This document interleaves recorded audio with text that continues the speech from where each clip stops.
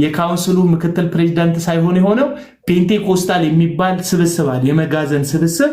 የነዛ መጋዘን ስብስብ ውስጥ የመጋዘኖቹ ምክትል ፕሬዝዳንት። እኔ ዛሬ ወደ ተዘጋጀውበት ሐሳብ ወደ ገባውበት ዋና ጉዳይም ለመግባት ሞክራለሁ። በተለይ እዚህ ከካውንስል ጋር በተያያዘ የራሴ ሐሳብ ስላለኝ እሱን ሐሳብ አስቀምጬ ለመውጣት ሞክራለሁ። ሰላም ነው? እግዚአብሔር ይመስገን። እንዴት ነህ? ደህና ነኝ፣ ሁሉ አሪፍ ነው። ምንድን ነው ያለ ሐሳብ በካውንስሉ ጉዳይ ላይ? በምንድን ነው ሐሳብ የምትሰጠው አንተ? ሐሳቡ አሪፍ ነው። ሐሳቡ ግን አሪፍ ነው። የተናገረው ነገር ግን አንድ ነቢይ ወይ ሹመት የሰጠው ሰው ሳይሆን እግዚአብሔር ነው።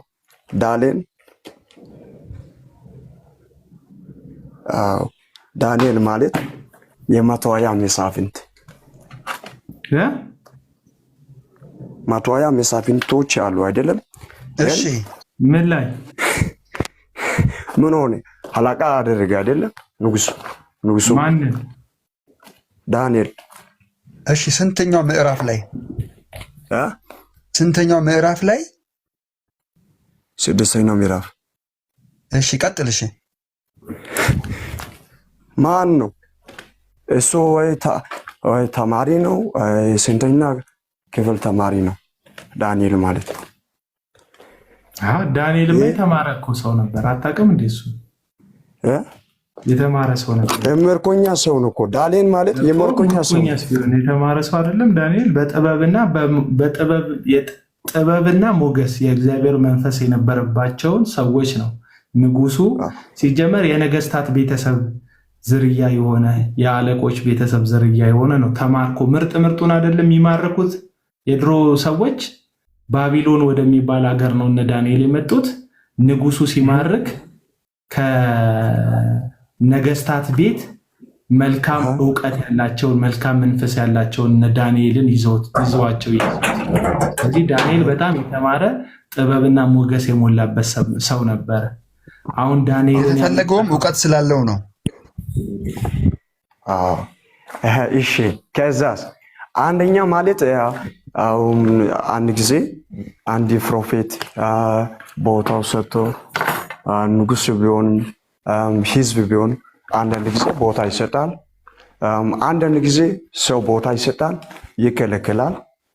ግን አንተ የተናገረው ነገር አንዳንድ ጊዜ መልካም ነው፣ ግን ሙሉ ፐርሰንት መልካም ስለ ዳንኤል የተሳሳትከው ዳንኤል እኔ ያልከው ነገር ዳንኤል ምዕራፍ 1 ላይ ከሁለት ጀምሮ ጌታም የይሁዳ ንጉሥ ኢዮአቄምን ከእግዚአብሔር ቤት ዕቃ ከፍሎ በእጁ አሳልፎ ሰጠው። እርሱም ወደ ሰናዖር ምድር ወደ አምላኩ ቤት ወሰደው። ዕቃውንም ወደ እሱ አምላክ ግምጃ ቤት አገባው። ንጉሥም ነውር የሌለባቸውና መልከ መልካሞቹን በጥበብ ሁሉ የሚያስተውሉትን እውቀትም የሞላባቸውን ብልሃተኞችና አስተዋዮች የሆኑትን በንጉሥ ቤት መቆም የሚችሉትን ብላቴኖች ከእስራኤል ልጆች ከነገስታቱም ከመሳፍንቱም ዘር ያመጣ ዘንድ የከለዳውያንን ትምህርትና ቋንቋ ያስተምሯቸው ዘንድ ለጃንደረባው አለቃ ለአስፋኔስ ነገረ። ንጉሱም 3 ዓመት ያሳድጓቸው ዘንድ ከዚህ በኋላ በንጉስ ፊት ይቆሙ ዘንድ ከንጉሱ መብልም የሚጠጣውንም ጠጅ በየዕለቱ እንዲያደርጉላቸው አዘዘ። በእነዚህ መካከል ከይሁዳ ልጆች ዳንኤል፣ አናንያ፣ ሚሳኤል እና አዛሪያ ነበሩ። ምን አይነት ሰዎች ነበሩ? ነውር የሌለባቸው መልከ መልካም ጥበብ ሁሉ የሚያስተውሉ እውቀትም የሞላባቸው ብልሃተኞች አስተዋዮች የሆኑ ናቸው እንጂ ደነዙን አይደለም። ደነዙ አይደለም። ስለዚህ ዳንኤል ነብይነት ስታወራ ዳንኤልን ለደነዝነት እንደ መስፈርት አምጥተ ባንማርስ ባንልስ ብለን እግዚአብሔር ማንንም ስማ ወዳጅ አንዴ እስቲ ስማ አቤል አንዴ ስማ እንደዚህ ብሎ ይናገራል። ፕሮፌት ቃል ፕሮፌት ያው ፕሮፌት አንድ ስማ እየሰማኝ ነው ፕሮፌት? አንድ ጊዜ ስማኝ። አቤል ጋር ነው እኮ እኔ የተናገረው አቤል ጋር ነው።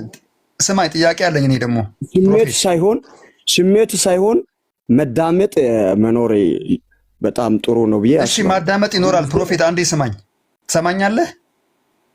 አሁን ስመኛል፣ ግን ትንሽ ደቂቃ ስለ አቤል ጋራ የወራው ነኝ እኔ። አንተ ሳይሆን አቤል ጋራ ነው። ባለቤቱ አቤል ነው። የቤቱ ባለቤት ሌላ ሰው ሳይሆን ህልሙ ከተገለጠ በኋላ ሳይሆን ህልሙ ከተገለጠ በኋላ ያው የሁለተኛው ምዕራፍ እስቲ አይ ያው የዚያን ጊዜ ሚስጥሩ ምን ሆነ? በሌሊትን ራእይን ለዳንኤል ተገለጠለት። ዳንኤልን የሰማይ አምላክ አመሰገነ። ዳንኤልን ተናገረ እንዲሁም አለ፣ ጥበባንን ኃይልን ለእርሱ ነውና የእግዚአብሔር ስምን ከዘላለም እስከ ዘላለም ይባርክ፣ ጊዜያትና ዘመናትን ይለወጣል ብሎ አሜን ብሎ ወደ ታች ወረደና በጣም ያው ይሄ ራእይ ካየው በኋላ ንጉሱም ኃላፊነቱም ኃላፊነቱም ሰጠ እንጂ የተማረው ምክንያት ሳይሆን ከራእዩ ከተተነተነ በኋላ ነው የሰጣው ሳይሆን የሆነ እንትን 12ኛ የሆነ ተምሮ ሳይሆን ዲግሪ ሳይሆን ራእዩ ከተነተነ በኋላ ምን ሆነ? ሹመቱን ሰጠ፣ ኃላፊነቱን ሰጠ። ጥበባኑን አለው አይደለም የዚያን ሷ የዚያን ቦታ እሺ ዳንኤል ከንጉሱ የተቀበለው ነብይነት ነው እንዴ? አው የአገልግሎቱ ሳይሆን እግዚአብሔር ሰው እንደሆነ እግዚአብሔር ሰው የተቀበለው ሹመት ነብይነት ነው ምንድን ነው የምትለው? መልስልኝ። ነብይነት ነው የተቀበለው? ምን ይላል እዚህ ቦታ? ዳንኤል ማለት ዳንኤል አገልጋይ ሳይሆን ነቢይ ነው። ራሱ ነቢይ ነው። ዳንኤል ማለት አገልጋይ ሳይሆን ተገልጋይ ሳይሆን አስተማሪ ሳይሆን ነቢይ ነው። እግዚአብሔር አምላክ ከራእይ ከያሳየ በኋላ ንጉሱን ቦታም ሰጠ። እግዚአብሔር አምላክ አሳልፎ ጥበብ ሁሉ እግዚአብሔር አምላክ አሳልፎ ሰጠ። እንደዚህ አይነት አሁን እኮ ችግሩ ምን መሰለህ? ፕሮፌት እዩ ጩፋ እንደዚህ ቦታም ሰጠ ማለት ነው። አንተ አሳልፎ ሰጥቶታል እኮ ለዳንኤል ጥበብን ዕውቀትን። ኦኬ ሐሳቡ እናንተን እኮ ነሳችሁ። ምን ላድርግ?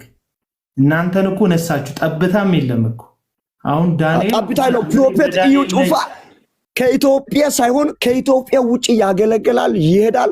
አይ ፕሮፌት እዩ ጩፋ ቦታውን ካውንስልን ከተሰጠ በኋላ ፕሮፌት እንደዚህ ቦታ ለምን ተሰጣ? ካውንስሉም እንደዚህ አይነት ይሄ ሁሉ ጊዜ ቅናት ሳይሆን ቅናቱ በጣም አሪፍ ነው። አንዳንድ ጊዜ ቅናት ይጠቅማል፣ ይጎዳል። አንዳንድ ጊዜ ሰው ትችት ሳይሆን አሁን ይሁሉ ጥቅስ ቆይ ስለ ዳንኤል የጠቀስከው እዩ ጩፋን በዳንኤል ቦታ አስገብተህ የእግዚአብሔር መንፈስ ነው እኮ የእግዚአብሔር መንፈስ ምሪት ብቻ ነው እኮ። ፕሮፌት እዩ ጩፋ ያገልገለው የሰው ሳይሆን የተማረው ሳይሆን እግዚአብሔር የተገለጠው። እሺ ፕሮፌት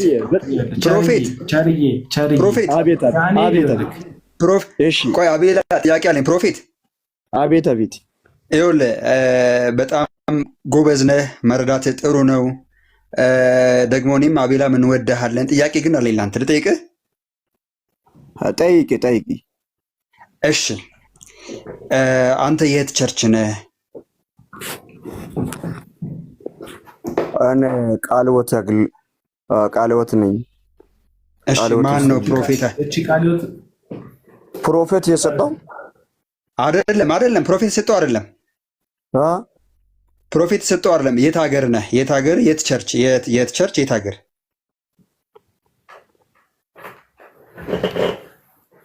እኔ ግን ወላይታ ነኝ ያለው ወላይታ ነኝ። ወላይታ ውስጥ ቦዲቲ ሳይሆን ጥያቄ እኔ በጣም 100% መናገር ያለበት ለአቤል ጋራ ነው። አንድ ጊዜ አይደለም መልስልኛ። ጥያቄ ጠየኩ ነው እኮ መልስልኝ። አሁን ጥያቄ መልስልኝ። አንተ የቤቱ ባለቤት ሳይሆን በጣም ከባድ ጥያቄ አለ። አቤል ጋራ ጥያቄ አለ። ካውንስሉ የተሰጠ ወረቀት በጀርባው ላይ አትሞ ፕሮፌት ነቢይ እዩ ጩፋ እንደዚህ ቦታውን ተቀበለ። ቦታው እንዴት መናገር አልጀመርኩም። ስለዚህ ጉዳይ እኮ መናገር አልጀመርኩም። እሺ እኔ አየሁ እኮ ከጉሩም ጋራ አንተ ሲያወራው በጣም ጉሩም በነቢያቶች ላይ በጣም ብዙ ንግግር ሲታነሱ ነቢያቶች የሾሞ ኤልያስ የሾሞ ነቢይ አድርጎ የሾሞ እግዚአብሔር ነው እንጂ ያው ፕሮፌት እዩ ጩፋም ቢሆን ያው እስራኤል ዳንሳ ቢሆን የተኛው አገልጋዮች ሄኖካም ቢሆን ሱራፌልም ቢሆን የሾመው እግዚአብሔር ነው፣ የቀባው እግዚአብሔር ነው። ፕሮፌት ቸርነት እኔ አልሰማም። አንተ ወሬ እኔ በጭራሽ አልሰማም።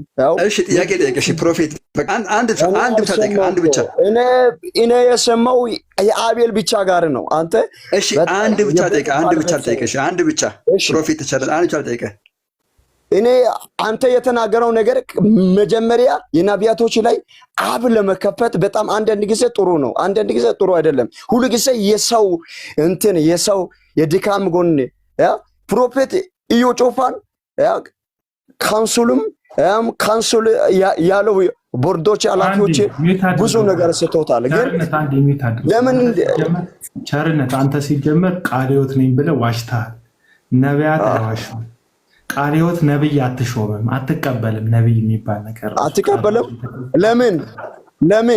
ለምን ምክንያት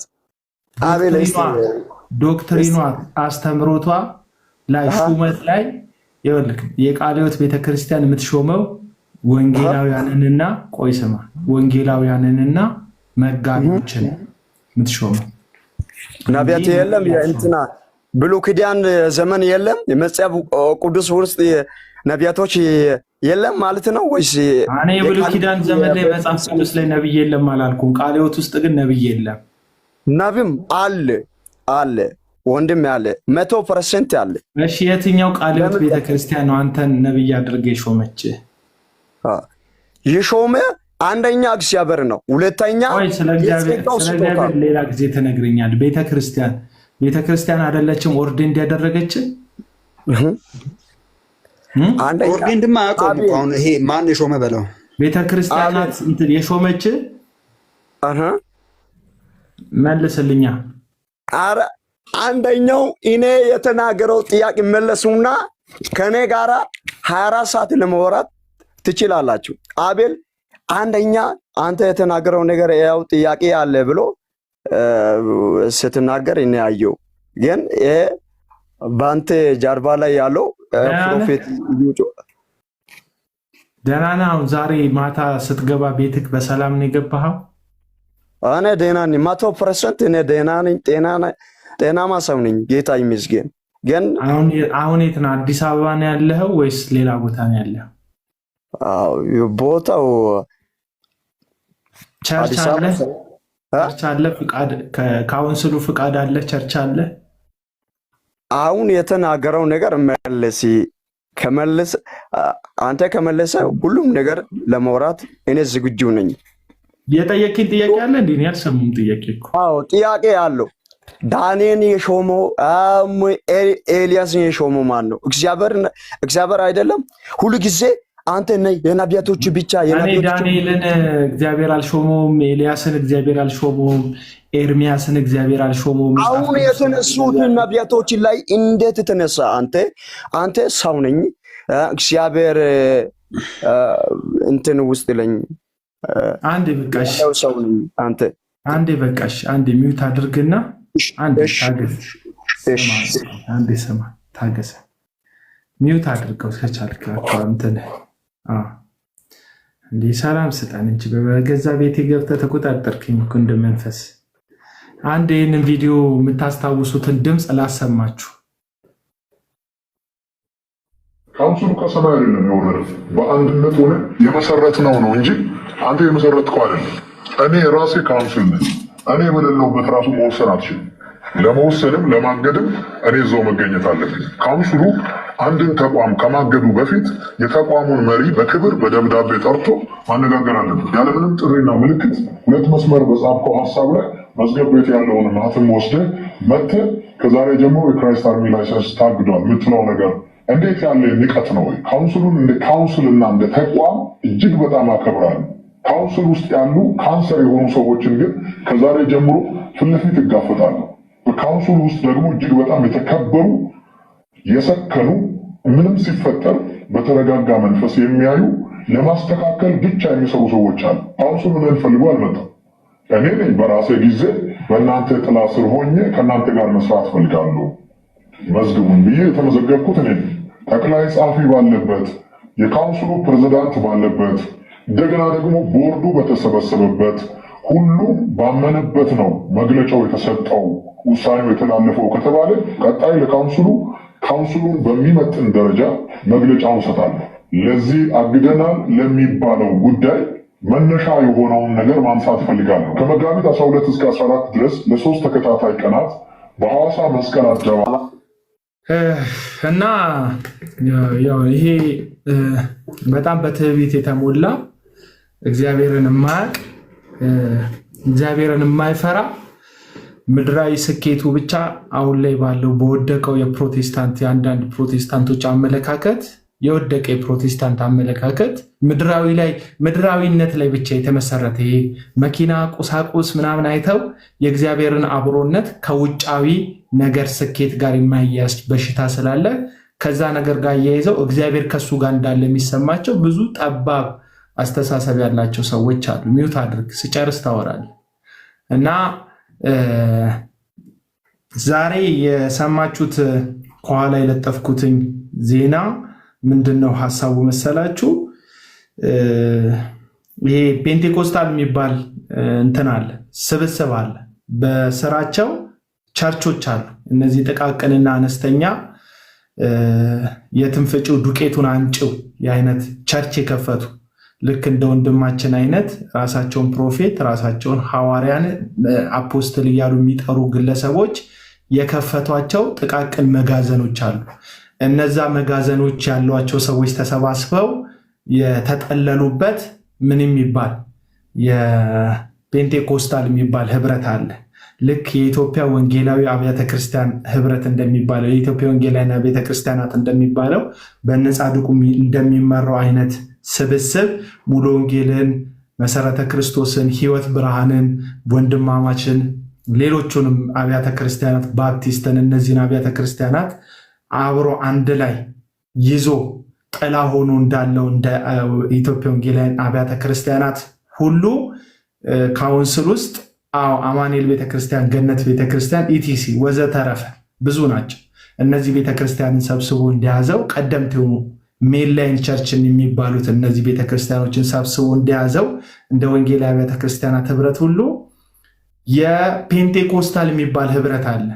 የዩ ጩፋ መጋዘን፣ የታምራት ታረቀኝ መጋዘን፣ የነ ጆይ ጭሮ መጋዘን፣ የነ ምናምን የሚባሉ መጋዘን ነብይነን የሚሉ ምድሪቱን የበጠበጡ ምድሪቱን በሐሰት ትንቢት የሞሉ ምድሪቱን በእግዚአብሔርን እንዳትፈራ የእግዚአብሔርን ቃል እንዳያከብር ህዝብ እግዚአብሔርን ቃል ላይ የተመሰረተ ወንጌላዊ እምነት እንዲጠፋ ቀን ከሌሊት ተግተው የሚሰሩ መንፈስ ምናምን እያሉ መንቀጥቀጥ መንዘፍዘፍ ግን የህይወት ለውጥ የሌለው መንፈስ ቅዱስ ላይ የእግዚአብሔር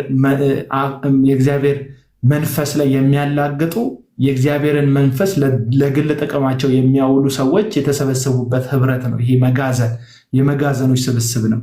የዚህ መጋዘን ባለቤት ትዝ የሚላችሁ ከሆነ ጆይ ጭሮ የተባለው አሁን ሶፎንያስ የሚካድመው ግለሰብ ላይሰንሱ ተነጥቆ ነበረ በካውንስሉ በኩል ማለት ነው። ላይሰንሱን በተነጠቀ በማግስቱ የዚህ ህብረት መስራች የሆኑት ፓስተር እሸቱ የሚባሉ የዚህ ህብረት ዋና ፕሬዚዳንት ፓስተር እሸቱ ይባላሉ። ጆይ ጭሮ ጋር ሄደው አይዞክ የመንፈስ ቅዱስ መቀጣጠል አንተ ጋር አለ፣ ሪቫይቫል አንተ ጋር አለ ብለው የሐሰትን ልምምድና የሐሰትን እንቅስቃሴ እንደምታውቁት ጆይ ጭሮ የተባለው ግለሰብ ኤቲኤም ላይ ብዙ ገንዘብ አስገባላችኋለሁ፣ ሚራክል መኒ አበዛላችኋለሁ፣ የእግዚአብሔር መንፈስ ምንጣፍ ስር ገንዘብ አለ ብሎኛል እያለ ህዝብ ላይ ቁማር ዕቃ የሚጫወት ግለሰብን ለማጽደቅ የሱ አዳራሽ ላይ ሄደው በአንተ መንፈስ ቅዱስ ይሰራል ሪቫይቫል ታቀጣጥላለህ ብሎ የመሰከሩ ሰው ናቸው። ፓስተር እሸቱ ይባላሉ። አቶ እሸቱ የሚባሉ ግለሰብ እኚህ ግለሰብ ናቸው እንግዲህ በፔንቴኮስታል እንቅስቃሴ ውስጥ አሁን ትልቅ ሹመት ያገኝ ይመስለዋል ሰው። በፔንቴኮስታል ህብረት ውስጥ እዩ ጩፋን ምን አደረጉት? ምክትል ፕሬዝዳንት አደረጉት። የካውንስሉ አይደለም ምክትል ፕሬዝዳንት የሆነው ወዳጆች፣ የካውንስሉ ምክትል ፕሬዝዳንት የሆነ የመሰላችሁ ሰዎች አይደለም። የካውንስሉ ምክትል ፕሬዝዳንት ሳይሆን የሆነው ፔንቴኮስታል የሚባል ስብስብ አለ፣ የመጋዘን ስብስብ።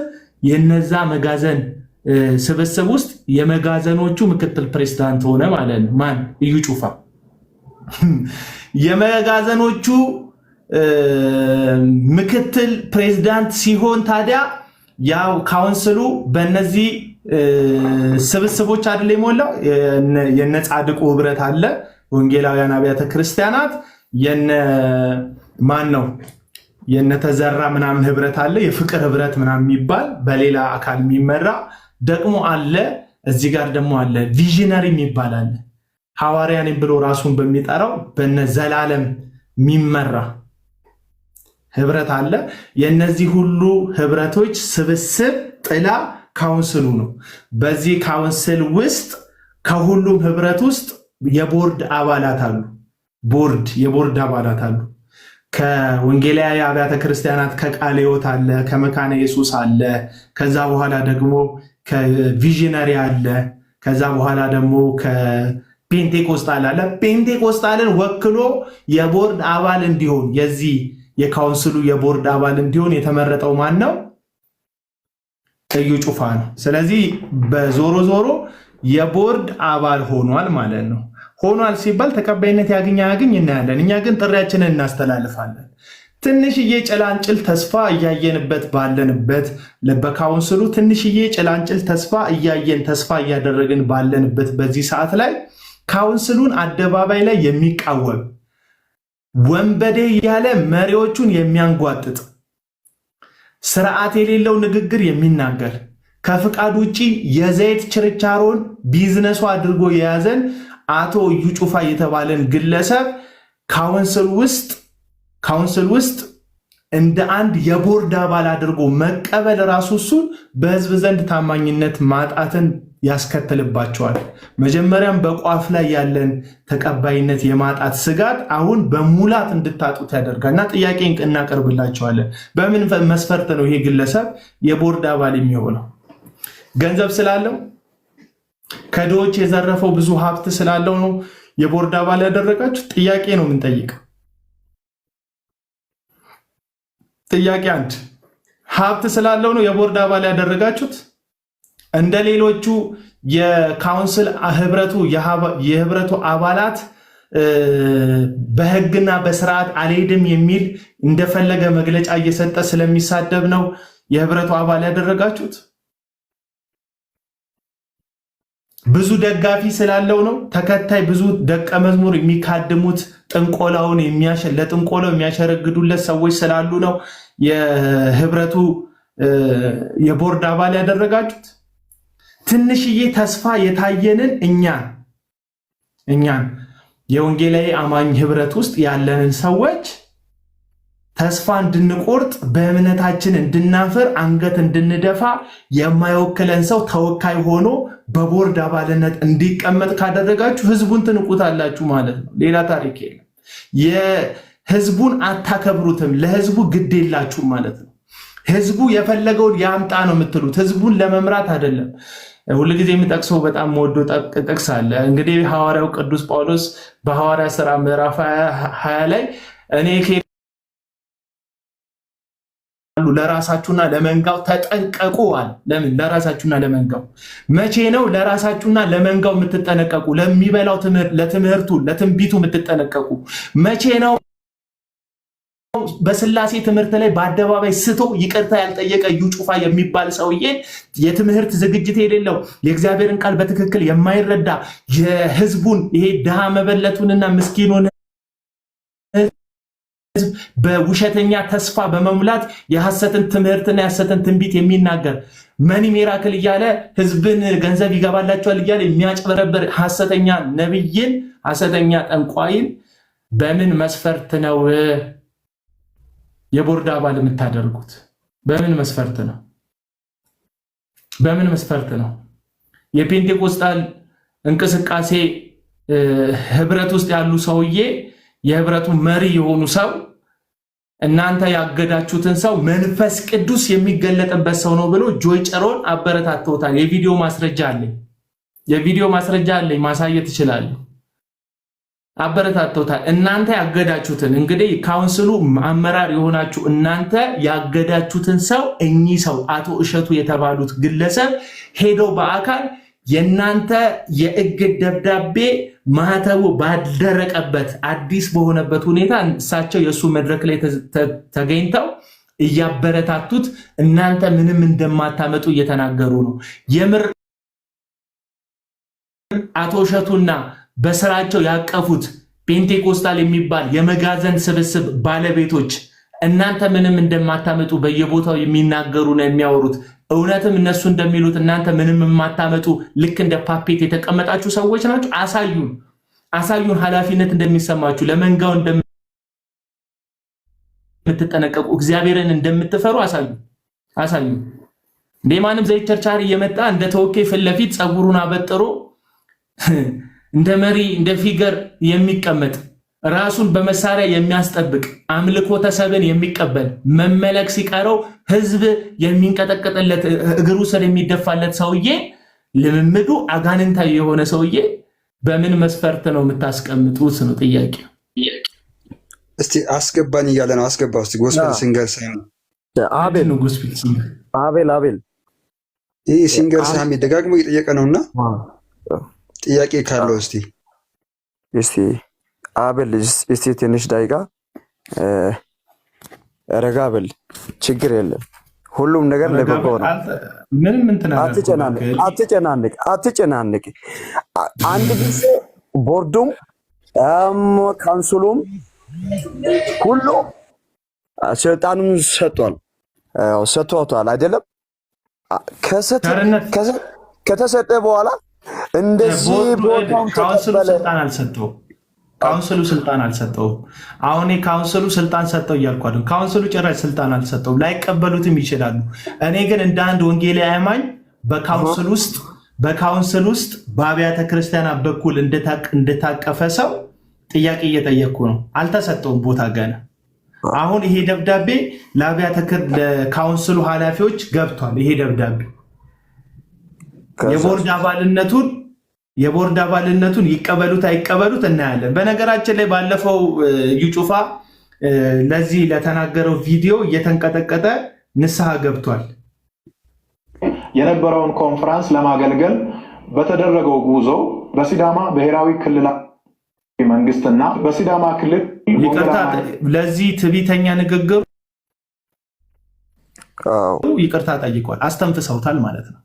ልክ ይሄ ለዚህ የትዕቢት ንግግሩ ይቅርታ በአደባባይ በመግለጫ እንዲሰጥ እንዳስተነፈሱት ሁሉ አሁንም በፔንቴኮስታል ፕሬዝዳንት በአቶ እሸቱ በኩል በምን አግባብ ምክትል ፕሬዝዳንት አድርገው የካውንስሉ የቦርድ አባል እንዲሆን እንደጻፉለት ቼክ አድርገው የማይቀበሉበት የራሳቸው የደንብና አሰራር ሊኖራቸው ይችላል። ስለዚህ ነገ እንጠብቃለን።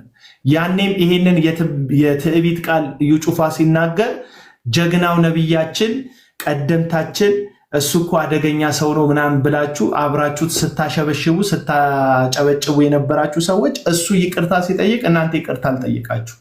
እናንተ ሁልጊዜ መስመር እንደሳታችሁ ነው። ለምን? ካዳሚዎች ናችሁ። አንተ አሁን ፕሮፌት የሚል ስም ፕሮፌትም የሚለውን እንትን ጽፈሃል። ከዛ ግን ካዳሚ ነህ። እዩ ጩፋን ነው የምትካደመው። የአገርክ ልጅ ስለሆነ ይሆናል። በቋንቋ ስለምትግባቡ ሊሆን ይችላል። የወንዜ ልጅ ስለሆነ ይሆናል። አዎ የሀገረ ልጅ ስለሆነ ነው የምትደግፉ። የሀገረ ሳይሆን አቤላ እስቲ ተረጋጋ። አንዴ ተረጋጋ። ሁልጊዜ ፕሮፌት እዩ ጩፋ እንደዚህ ብሏል፣ እንደዚህ ሆኗል ትላልካ አይደለም። ግን አንዳንድ ሰዎች የሆነ ነገሮች ይሰናክላል። ሰው ስለሆነ ደካማ ጎን አይጠፋም። አንተ ጎን አንተ ሙሉ 100% ጠንካራ ጎኑን ሁለት ጠንካራ አይደለም። አንተ ራስህ ጠንካራ አይደለም 100%። ሁልጊዜ እስቲ ሁልጊዜ ፕሮፌት እዩ እንደዚህ ሆኗል ለራሱ ብቻ ነው አይደለም ሲያወራው ሚዲያ ላይ ሌላውን ነገር ተውና በምን አግባብ ነው እዩ ጩፋ የተመረጠው? እስቲ ንገረን። ምንድን ነው ገብቶሃል? ግን የምታወራው ነገር አውቀው ነው እያወራ ያለው? አዎ አውቃለሁ። ምንድን ነው እያወራ ያለው? ምንድን ነው እየተወራ ያለው? ራሱ አንተ ሳይሆን እኔ የአቤል ጋራ ነው ያወራው። ምንድን ነው እየተወራ ያለው? አቤል ያነሳው ነገር 100% እኔ አውቃለሁ፣ ተረድቻለሁ። እኔ አውቃለሁ 100% እኮ ጥያቄውን መልስ። ምንድን ነው እኮ የጠየኩህ መልስ። መጀመሪያ ምንድን ነው? በምን አግባብ ነው የተመረጠው? አንብበካል? ሰምተሃል? ምን አልከ? ራሱ እሺ፣ የተለጠፈው ነገር ምንድን ነው? እሺ፣ የተለጠፈው ነገር ምንድን ነው? የተለጠፈው ነገር ሲጀመር እንዴ ቦልዶ አንተን ለምን ታደርቀናል? አላነበብክም እኮ ዝም ብለህ በጭፍኑ በቃ ካዳሚ ዝም ብሎ ሳይሆን እኔ በእንትን በፌስቡክ ላይ ቲክቶክ ላይ ሁሉም ነገር አለ አይደለም። እኔ ያየው ነገር አለ። ምን ቦልከው ሳምተህ ነው አንተ ዝም ብሎ ወጣ የሆነ ነገር በቃ ዝም ፕሮፌት አንዳንድ ጊዜ ፕሮፌት ገና ያገለግላል። 100% እኔ አምናለሁ። ፕሮፌት ነቢይ ነው። እዩ ጩፋ ገና ያገለግላል። ካሜራ ገና ቆይ ይለመልማል ምናምን ቶ ይህንን የጽድ ታሪክን ቶ እንትን ትችት ብቻ ነው እኮ አንተ አበል በጣም ነው አንተ ወንድሜ ነኝ ግን ሁሉ ጊዜ ትችት እንፈልግ ወንድሜን ይላል። እሺ እንቀጥላለን ሐሳባችንን እኛ እና ጥያቄ አለን። ጥያቄያችን ደግሞ ምንድነው? ይሄ ወንጌላዊ አማኞችን ሊወክል ጭራሽ የማይችል አመፀኛ፣ ትዕቢተኛ፣ እግዚአብሔርን የማይፈራ ሰውዬ በምን አግባብ ነው የቦርድ አባል እንዲሆን በአቶ እሸቱ አነሳሽነት የተመለመለው? በምን መስፈርት ነው ቦርድ አባል የሚሆነው? ጥያቄ አለን። እስካሁን ቼክ አድርገናቸው አናውቅም። ቦርድ ማን ነው ምናምን ብዬ ጠይቄ አላውቅም። አሁን ግን ይሄ ድራማ በአደባባይ የተሰራ ድራማ ስለሆነ እንጠይቃለን። እዩ ጩፋ ዘይት ቸርቻሪ እንጂ የእግዚአብሔር ሰው አይደለም። እዩ ጩፋ ዘይት ሻጭ ነው እንጂ እውነተኛ የእግዚአብሔርን ድምፅ የሚሰማ የእግዚአብሔር ሰው አይደለም። እዩ ጩፋ ዘረኞችን ከኋላ ያስከተለ አመፀኛ ሰው ነው እንጂ ሌላ አይደለም፣ በጭራሽ አይደለም።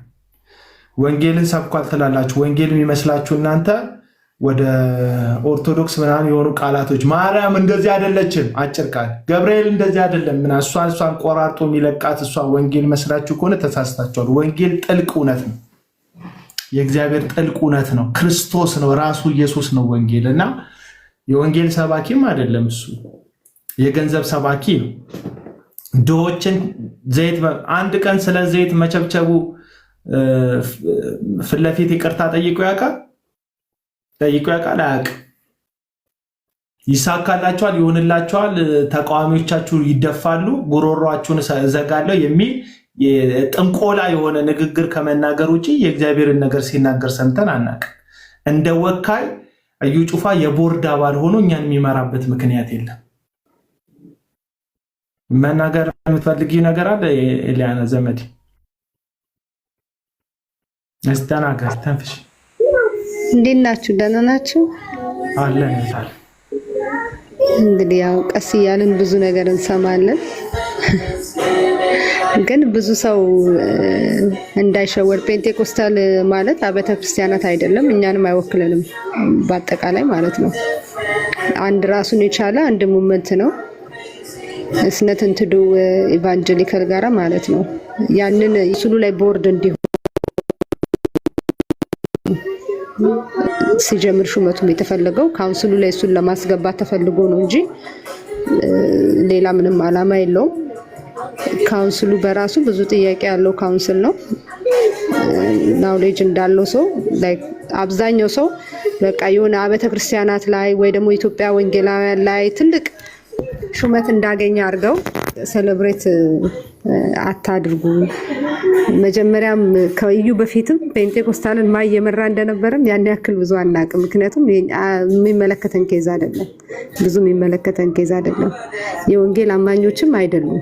ሲጀምር ዩም ይቅርታ የጠየቀው ካውንስሉን ስለተናገረ እንጂ ይቅርታ ጠይቆ ወታደሩን አልበተንም፣ ዘይት ሽያጩንም አላቆምም። ውንብድናው ቀጥሏል። ይህ ሁሉ ባለበት ደግሞ ቦርድ አባል ነህ ብለህ ስትመጣ እኛን ለማሳመን ማለት ይህንን ትውልድ ማሳመን ከባድ ነው። ሜቢ የድሮ እንደፈለጉ ጌም ሊጫወቱ ይችላሉ። አይ ቲንክ አሁን በቃ የሚል ትውልድ አለ ብዬ አስባለሁ። በእግዚአብሔር ቃል ላይ ጸና ትውልድ እየመጣ ነው ብዬ አስባለሁ እና የኢትዮጵያ ክርስትናን እንዲህ በቀላል ዝም ብሎ ቁጭ ብሎ ማየት ያሳዝናል፣ በጣም ያሳዝናል። ወንጌል እኮ እኛ ለነ እዩ ጩፋ ያስፈልጋቸዋል የምንል ሰዎች ነን። ማለት እኔ እዩ ጩፋን በአካል ባገኘው በእውነት ምን ያህል ጌታ እንደሚወደው የንስሐ ጥሪ ሳያልፍበት ቢገባ በጣም ደስተኛ ነኝ። እንዲሁም ሌሎቹ ማለት ነው። እና ክርስትና ረጅም ዓመት ቸርቹ ስለተቀመጥክ አይደለም ሲጀምር ማለት ነው። መጀመሪያ ሮንግ የሚያደርገው ነገር ምንድነው ካልክ ክራይስት አርሚ መሪ እዩ ጩፋ ስትል ራሱ በቃ ዋን ማለት እንዴት ነው አንድ ሰው ቤተክርስቲያን መሪ ብለህ ብቻህን የሆነን ህንፃ መሪ አድርገህ ራስን ፊት ለፊት የምታስቀምጠው? እንዴት ነው ቤተክርስቲያን ጳውሎስ ይሄን ሁሉ ቤተክርስቲያን መርቶ እኮ በጳውሎስ የምትጠራው ቤተክርስቲያን የለችም። ባይዘ ራእይ ላይ ሄደን ስናነብ ቤተክርስቲያናት በሙሉ ስም አላቸው። የሎዶቅያ ቤተክርስቲያን ይላል፣ የኤፌሶን ቤተክርስቲያን ይላል እግዚአብሔር ቃል። እንትና ጳውሎስ ተከለ፣ ጢሞቴዎስ አጠጣ፣ ጴጥሮስ ምናምን ብሎ የሰጠው ክሬዲት የለም። ሰባቱን ቤተክርስቲያናት ስናይ ቤተክርስቲያን ልተክል ትችላለህ፣ ግን እንዴት በስምህ ትተክላለህ? እንዴት ተጠሪነቱ ለአንተ ይሆናል? እንዴት ስምህን የመጀመሪያው ፊት ለፊት ላይ ያስቀምጠህ የእዩ ጩፋ ቸርች ሲባል እንዴት አይቀፍህም? ያበበ ያየለ ቸርች ሲባል እንዴት አይቀፍህም? ከየት አመጣኸው ስሙን? በጣም የሚቀፍ ነው በእውነት። ሌላ ደግሞ እዚህ ጋር ፕሮፌት ምናምን የተባለ ታይትል እንደው ተውት እንዴ! ታይትሉ እኮ ለቤተ ክርስቲያን ነው ለአካል ነው እንጂ እኮ እዚህ ጋር ለቲክቶክ መሰየማ አይደለም። ፕሮፌት አበበ ምናምን ብለህ ስትጽፍ አይቀፍህም እንዴ? ስም ስታወጣበት ፓስተር እንትና ብለህ ፕሮፋይል ስትከፍት አይቀፍህም እንዴ? ተምራ አይደለም ያመጣኸው? ከየት ማለት ኧረ ክርስቲያኖች እንንቃ ማለት ትንሽ አይነው ሀዲዱን ከለቀቀን ቆይተናል። ትንሽ መሪያችን ከለቀቀ ቆይቷል። ግን አትሊስት እስቲ ይሄን ዘመን እንኳን ትንሽ መለስ ብንል ቢራራልን እግዚአብሔር መለስ ቢልልን ፕሊዝ በቃ አትሊስት ፕሮፌት እንትና ብላችሁ እንኳን አትጻፉ። ፕሮፌት አለመሆናችሁን እኮ ስላመናችሁ ነው። ሰው ኮንፈርም እንዲያደርግላችሁ ስለምትፈልጉ ተቀባይነት ማግኘት ስለምትፈልጉ ስማችሁን እንዴት ነው ሰው ቲክቶክ አካውንት ሲከፍት ፕሮፌት አበባ አየለ ምናምን ብሎ ስም ይጽፈው? እንዴ ከየት አመጣኸው? ተማርክበት እንዴ? ልክ ዶክተር እንዳመጣ ሰው የሆነ ነገር ፓይለት ምናምን እንደተማረ ሰው በነፃ የተሰጠ ጸጋህ እንኳን ተሰጥቶ ቢሆን ለአካል ነው ለቤተ ክርስቲያን ነው። የሆነ ሰውዬ ይጥራ፣ አካሉ ይጥራ፣ ይታነጽበት። ምን ያደርግልሃል? እንደታይትል ፓስተርን ብላችሁ የምትጽፉ ሰዎች ዘማሪ እንትና ምናምን ብላችሁ የምትጽፉት ከማን የጸጋ ስጦታ የሆነ ያንተ ስም መገለጫ አይደለም። እንደዚህ አይነት ታይትል ከፈለክ ግባ ትምህርት ቤት ተማር፣ ዶክተሬትን አምጣ፣ ነርሲንግን አምጣ፣ የሆነ ነገርን አምጣ፣ ፕሮፌት የሆነ ፕሮፌት ምናምን ሁን። በትምህርት ቤት የሚመጣ ታይትል ካለ እሱን ይዘህ መተህ እዚህ ጋር ስትከራከር ትንሽ አይከብድህም ወይ ብራዘር? አይከብድህም ወይ? ፕሮፌት እንትና ነኝ ብለህ ገብተህ ስትከራከር አይከብድህም ወይ? አንተ ራሱ አልተቀበልከውም እኮ ነብይነትን። ከተቀበልከውማ ይኸውልኝ እኮ አይባልም እኮ አይባልም። ነውር ነው፣ ነውር ነው። እዩ ጩፋ የአርሚ ቤተክርስቲያን ፕሮፌት ነኝ እያለ ራሱን የሚያውጅ ሰው ባይዞ ነብይ ነኝ እያለ የጮኸ ኤርሚያስ የለም፣ ኢሳያስ የለም። የእግዚአብሔር ሰዎች ስራቸው ውጤታቸው ህይወታቸውን የሚመሰክረው ህይወት ሳይመሰክር ስምህ እንዲመሰክር የምትሯሯጥ ፕሮፌት ህዝብን ብትለቅ ጥሩ ነው። እና በጣም የተቀላለድን ነው፣ የእውነት በጣም የተቀላለድን ነው። ወጣቶች አትሊስት እኛ ወጣቶች እንንቃ።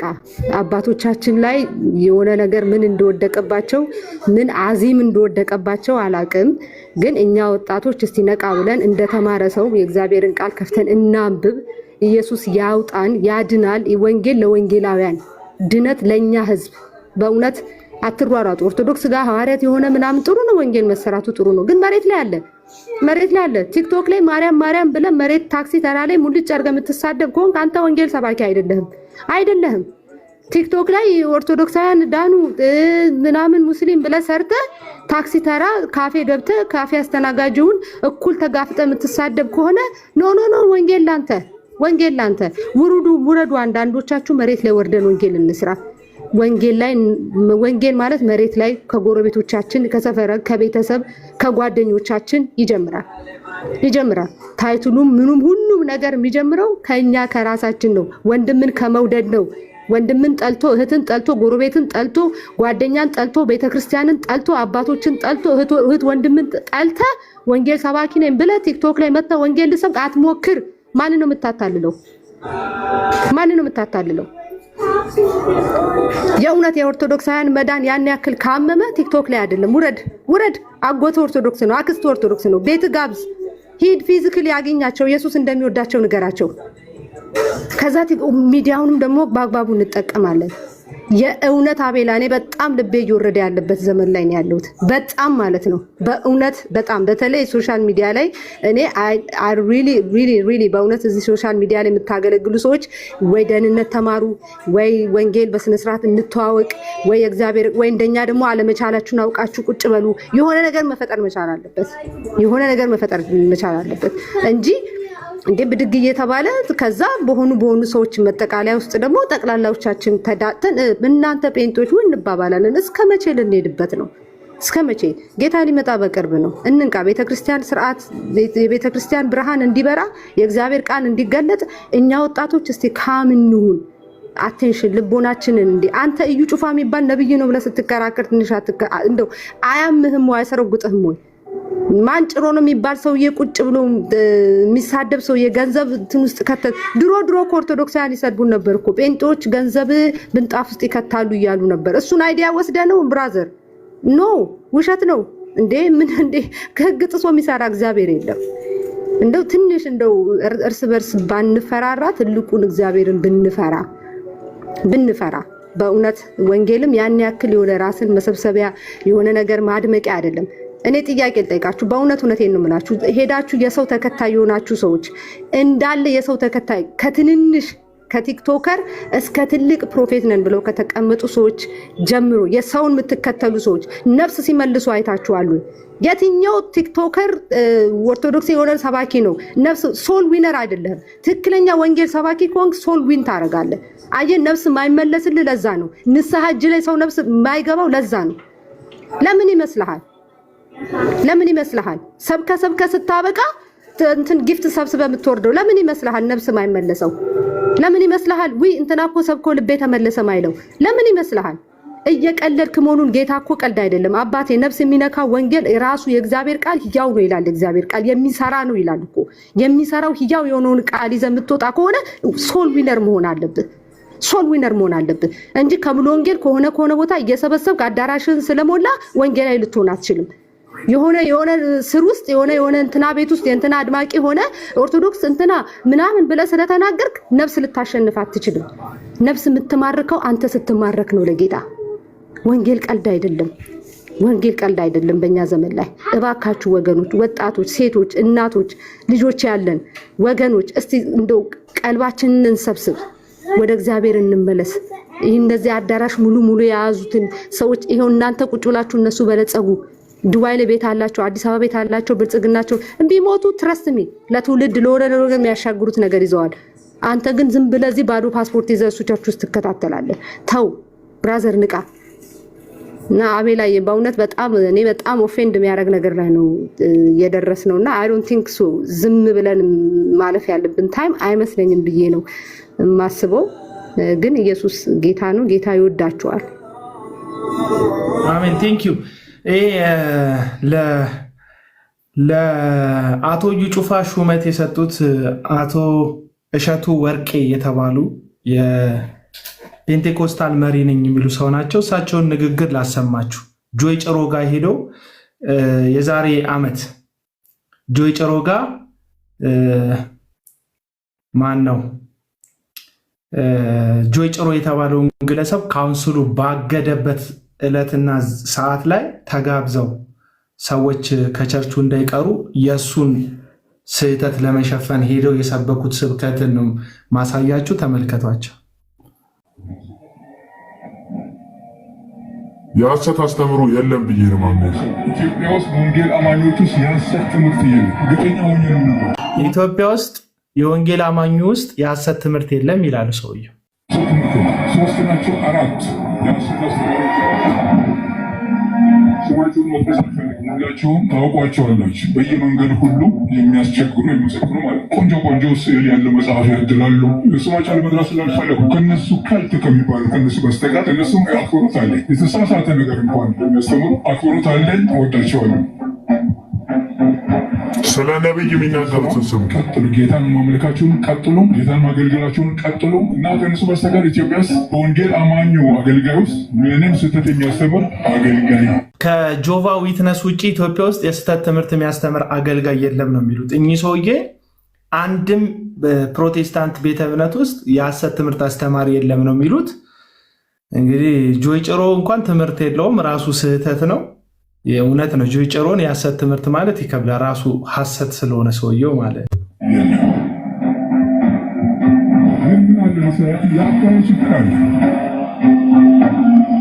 ይሄ ደግሞ የሚስተካከለው አገልጋዩ ራሱ እየቆየ ሲሄድ እየተስተካከል ይመጣል። እኛ ሐዋርያው ጳውሎስ በዘዳግም እንደተናገረው እያለን ያደግን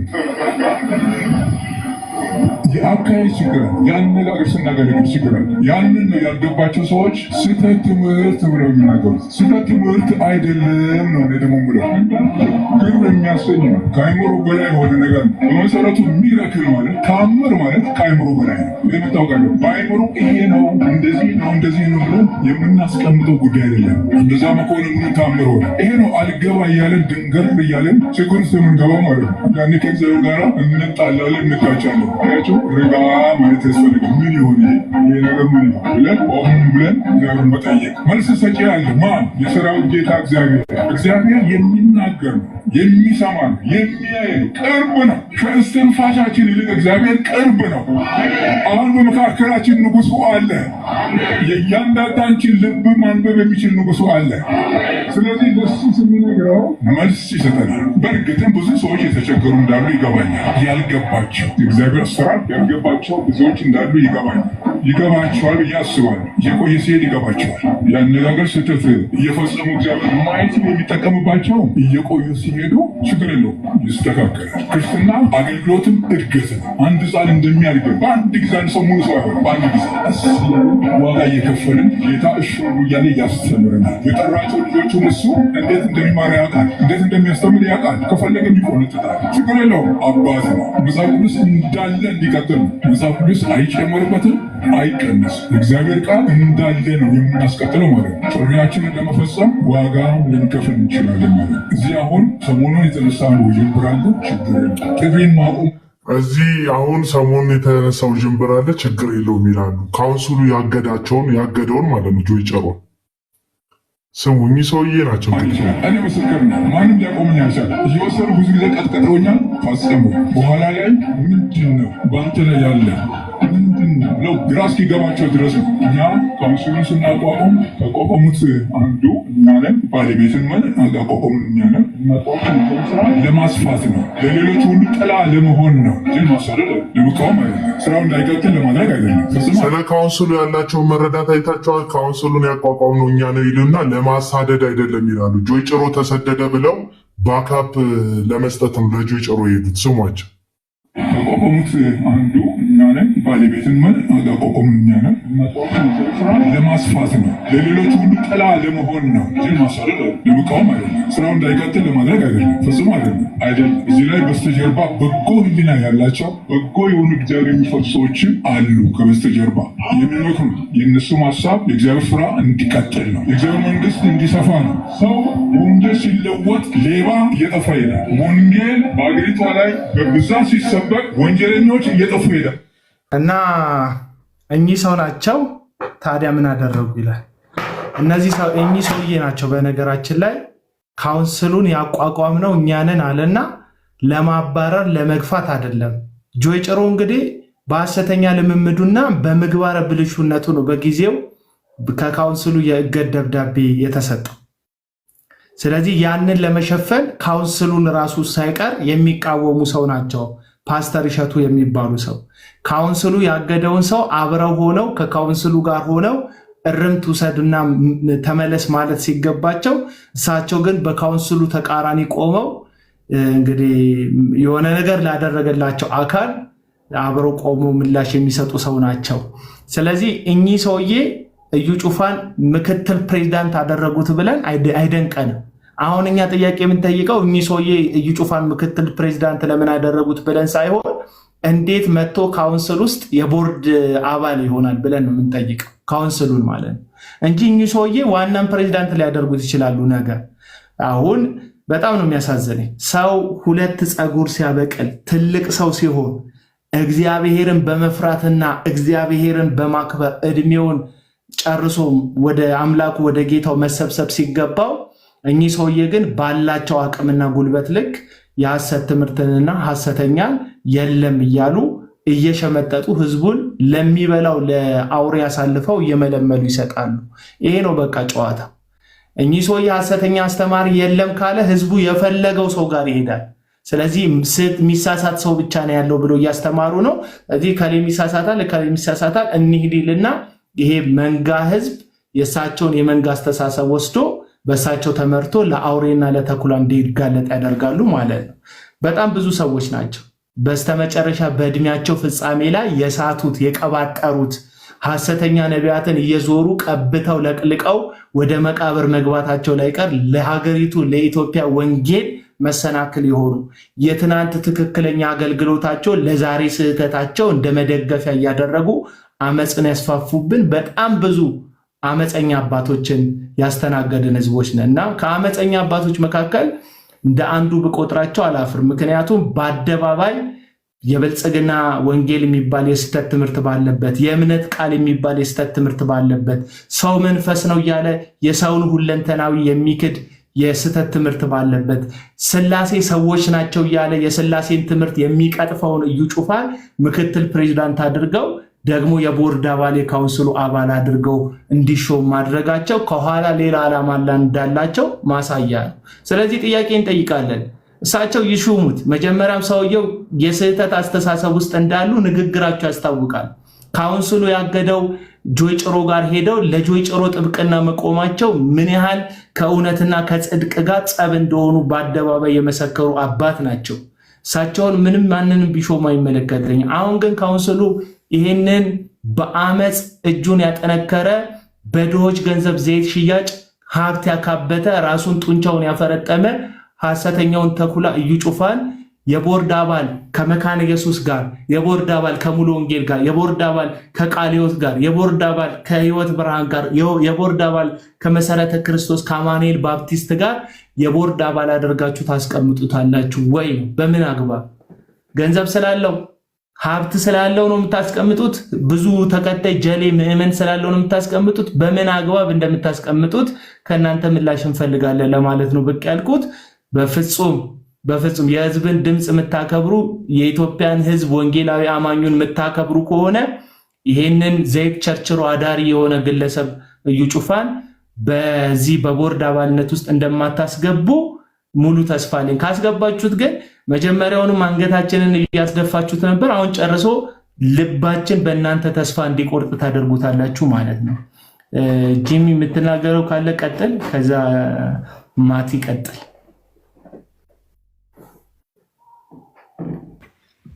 ኧረ አቡዬ ሁሉንም ጨርሰኸዋል። እኛ ምንም እኮ የምንለው ነገር የለም። በድፍረት ነው ሚዲያም ሲሰጣቸው መድረኮቻቸውም ላይ እየቆሙ ስህተታቸውንም የሚሸፍኑላቸው እነሱ ናቸው። ሹመትም የሚሰጧቸው እነሱ ናቸው። ሻርንም የሚሉት ራሳቸው ናቸው። በቃ ፈላጭ ቆራጭም ራሳቸው ናቸው።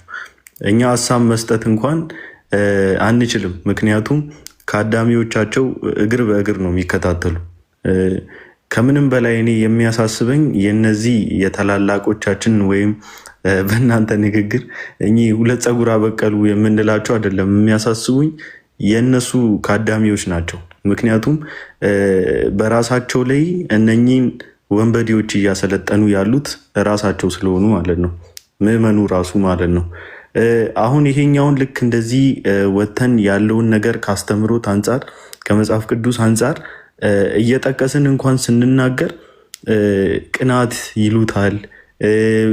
አንዳንዴ በብዙ አይነት መንገድ እየተረጎሙት እንደፈለጉ አንደበታቸውን ያላቅቃሉ በኮሜንት እየመጡ ምናምን እና መጀመሪያ እኔ የሆነ አንድ ስቴፕ መሄድ አለብን ብዬ አስባለሁ። አሁን እኛ ፐርሰናሊ ራሳችንን ከነዚህ ከአዳሚዎች ፈርስት ኦፍ ኦል መለየት አለብን። በቃ ኮምፕሊትሊ ክርስትናችን እዚህ ስር ካሉ ከነ እዩ ጩፋም ሆነ ከጆይ ጭሮም ሆነ ከምር ሐሰተኛ ጋር ከተባባሪዎች ጋራ ተመሳሳይ አቋምም እንደሌለን ተመሳሳይ ክርስትናም እንደሌለን አንድ አይነት ጌታም እንደማናመልክ የጸና አቋም ልናሳይ ይገባል መጀመሪያኛ።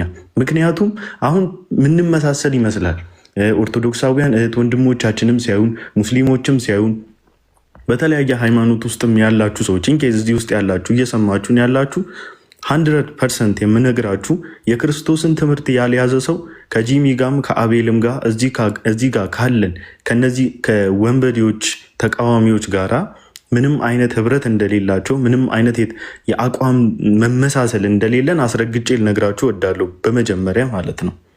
በመጀመሪያ ይህን አስረግጬ ልነግራችሁ እወዳለሁ።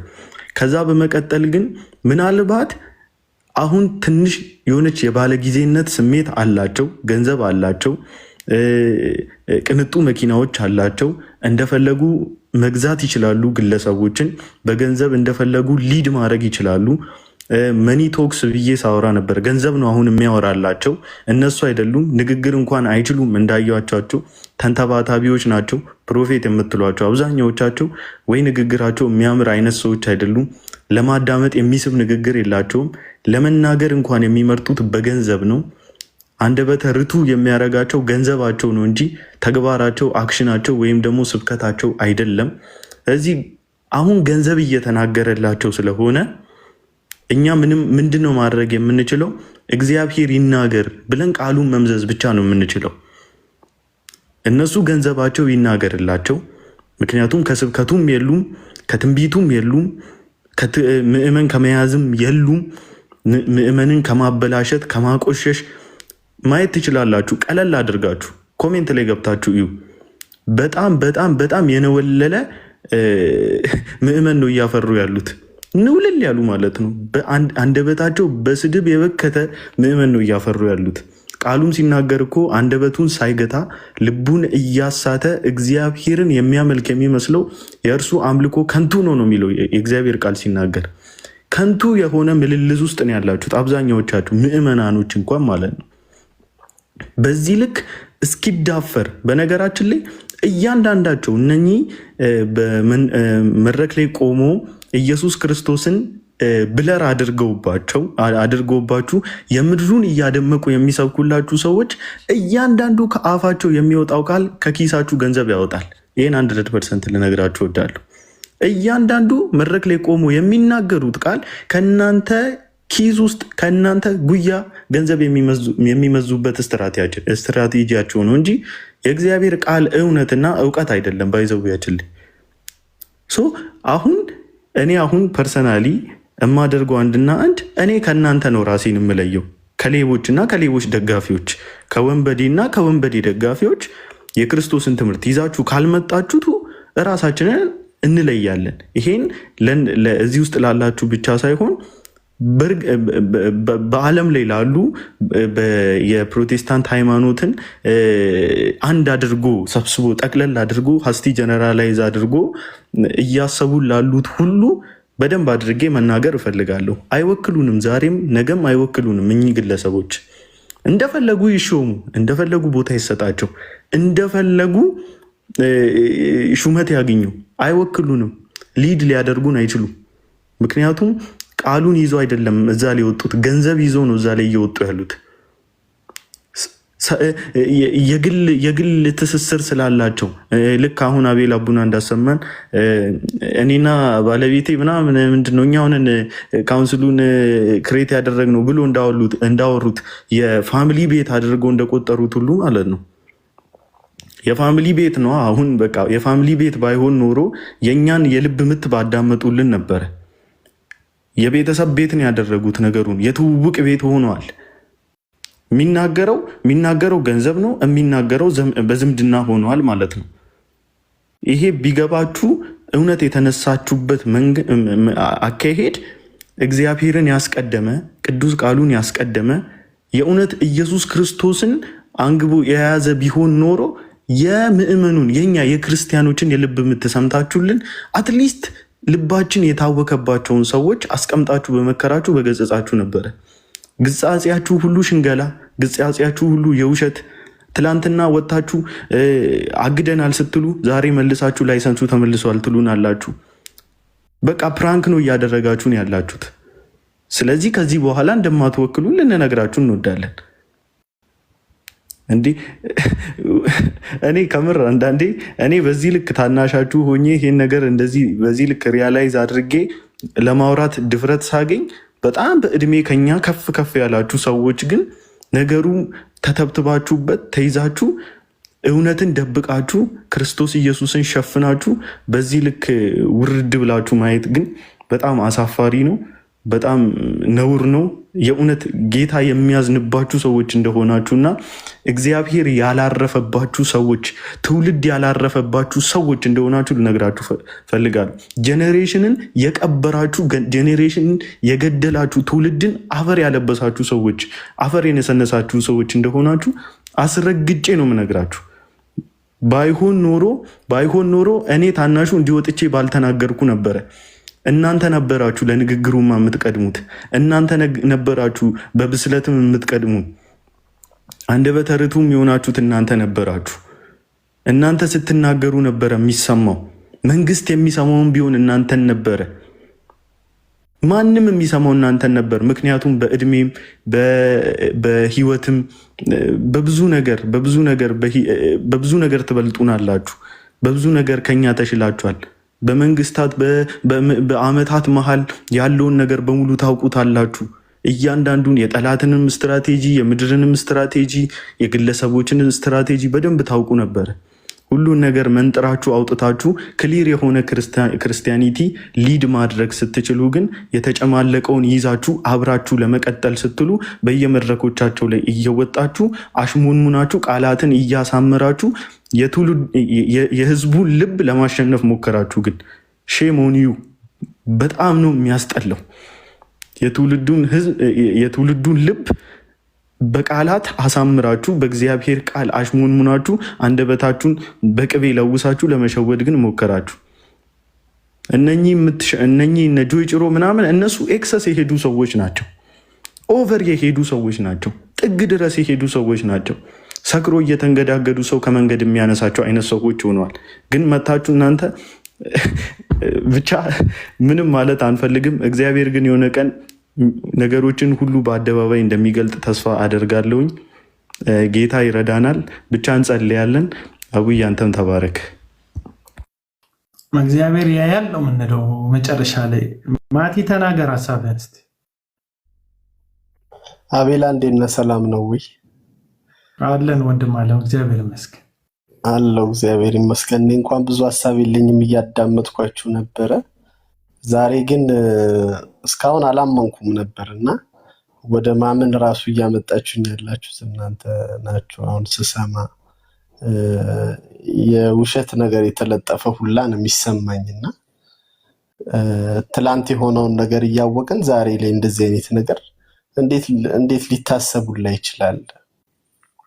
ህዝብ ሊያየው ሊመለከተው በሚችልበት አይነት መንገድ ይመሩናል ብለን ህዝብ የሚያስባቸው ሰዎች እንደዚህ አይነት ነገር ተለጥፎ ስናይ በራሱ በጣም የሚያሳዝን ነገር ነው። አትሊስት ነገ ላይ ተስፋ እንዳናምን የሚያደርጉ ብዙ ነገሮች ነው የተሰሩት። እንደ እውነት ከሆነ እኔ ማመን ነው ራሱ ያቃተኝ። የምር ነው ወይ ይሄ ነገር የሚለው ነገር የተለጠፈው? እኔ ትናንት የማንቸስተር ውጤት ማመን እንደከበደኝ ማለት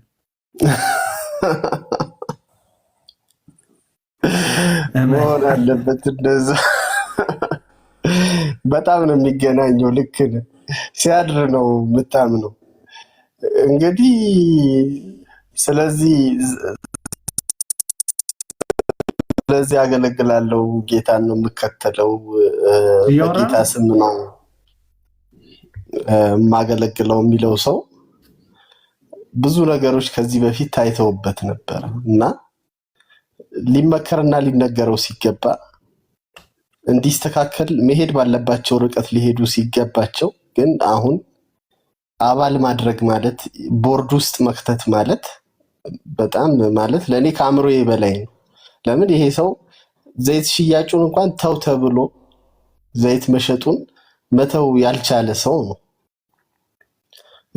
ተራጋቢ ሰው ነው። የሰው ኩላሊት ጉበት እንዲፈነዳ መድረክ ላይ ሲጸልይ የሰማ ነው ሰው ነው። በጸሎት ስም የሚያስተላልፍ ሰው ነው። ለአንዳንድ ሰዎች መሞት፣ ለአንዳንድ ሰዎች ደግሞ እንዲፈሩ የማስፈራሪያ ሰዎችን በመላክ በማስፈራራት ከድሆች ደግሞ እርዳታ ከሚያስፈልጋቸው ሰዎች መቀነት ገንዘብ የሚፈታ ሰው ደግሞ እኮ የንስሐ ልብ እንኳን ቢኖረውና የመመለስ ነገር ቢኖረው አንድ ነገር ተደጋጋሚ ድርጊት ማንነት ነው የሚሆነው። ይሄ ሰው እነዚህ ድርጊቶቹ ማንነቱ ናቸው። ከዚህ ድርጊቱ ነጥለህ ይሄን ሰው ማየት አትችልም። ከዚህ ድርጊቱ መነጠል አትችልም። ማንነቱ ሆኗል።